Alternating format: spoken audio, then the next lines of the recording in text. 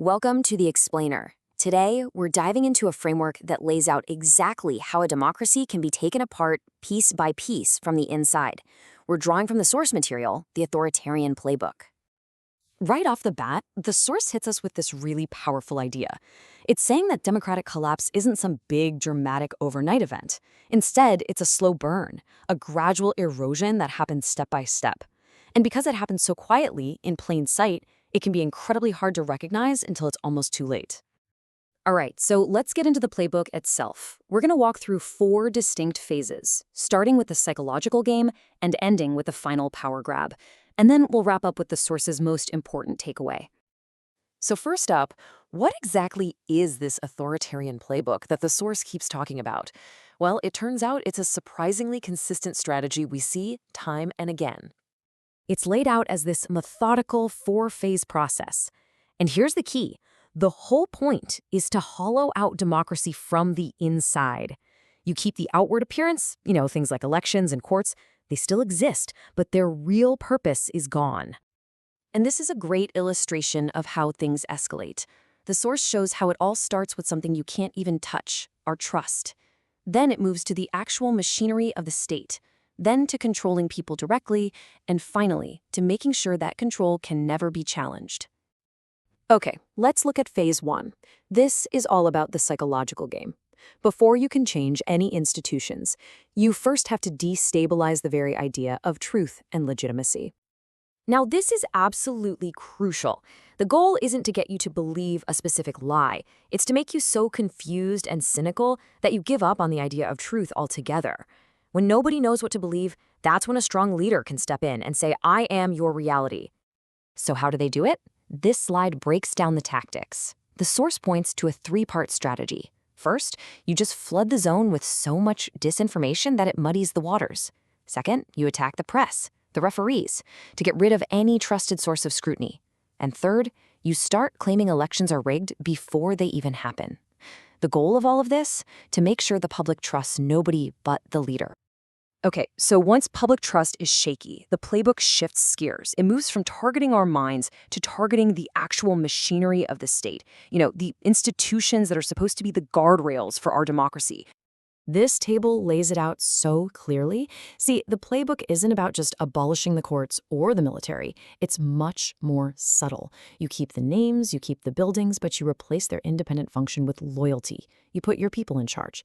That Schedule F mention, for instance, refers to a plan to replace career, nonpartisan experts with political appointees. It's all about turning these institutions from checks on power into instruments of power. And that really is the core of this phase. The neutral tools of government get completely transformed. They become weapons to punish your critics and tools to reward your supporters. All right, so the institutional guardrails are gone. What's next? Well, the playbook now shifts from the halls of government directly to the public square, to controlling society itself. The goal here is deeply psychological. It's not just about force. It's about creating this climate of fear where ordinary people feel like speaking out is just too risky. The most effective control, after all, is when people start to censor themselves. And the tactics here are pretty chilling. The source points to the shift from just maneuvering within institutions to direct intimidation of the public. Things like rewriting history, giving a nod to violent groups, and basically signaling that violence is okay as long as it's in your service. And that brings us to phase 4, consolidation. This is the end game. It's all about making this new authoritarian power permanent, and in some cases, even trying to export the model to other countries. So here's the thing.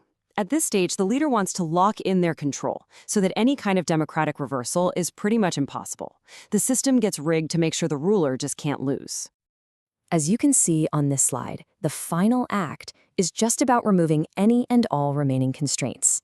The source points to these 4 key tactics: using crises to grab more power, corrupting elections from the inside out, claiming you're above the law, even the Constitution, and finally, joining up with a global network of other authoritarian regimes for support. So, after walking through this entire 4-phase playbook, what's the big takeaway? What's the final message from the source? The source argues that democracy isn't some destination we've just arrived at. It's an active, ongoing process. And whether it survives or not depends entirely on the actions, or crucially, the inaction of its citizens. And this really gets to the heart of it. The source lays out this detailed playbook for how to dismantle a democracy, which naturally forces us to ask the big question: what does the defense look like? What's the countermove? And here, the source presents us with a pretty stark choice. On one side, you have silence, which it argues just allows that gradual erosion and eventually becomes complicity. On the other side, you have action, which is defined as the constant, difficult work of being vigilant and correcting injustice. And the source leaves us with this really sobering warning, captured by the number 1 on the screen. It basically says, you only get one shot at this. The freedoms that citizens allow to erode are incredibly difficult, if not impossible, to ever get back. This is the final, really powerful assertion from the author, Hayward Swirling. It's a direct challenge, saying that when you're facing this playbook, staying silent isn't a neutral position. And that's the provocative thought we end on. This entire playbook we've just walked through, it's all built on one critical assumption, that the public will be too confused, too afraid, or just too complacent to do anything about it. And so the analysis leaves every single one of us with that vital question: what does action actually look like?